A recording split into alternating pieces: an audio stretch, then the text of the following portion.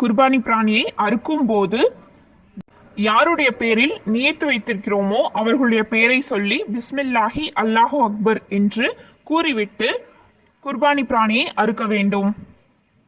அடுத்ததாக குர்பானி பிராணியை கொடுத்த பிறகு இந்த துவாவை ஓத வேண்டும். அல்லாஹும்ம தகபல் மின்னி கமா தகபல் மின்னி கலீலிக்க சையதினா இப்ராஹிம் அலைஹி வஸல்லம் வமின் ஹபீபிக்க சையதினா முஹம்மதின் ஸல்லல்லாஹு அலைஹி வஸல்லம். இதன் பொருள், யா அல்லாஹ், உன்னுடைய இப்ராஹிம் அலைஹி வஸல்லம் அவர்களிடமிருந்தும் உன் நேசர் முகமது நபி ஸல்லல்லாஹு அலைஹி வஸல்லம் அவர்களிடமிருந்தும் நீ அங்கீகரித்துக் கொண்டது போல் என்னிடமிருந்தும் இந்த குர்பானியை நீ அங்கீகரிப்பாயாக என்று பிரார்த்தனை செய்ய வேண்டும்.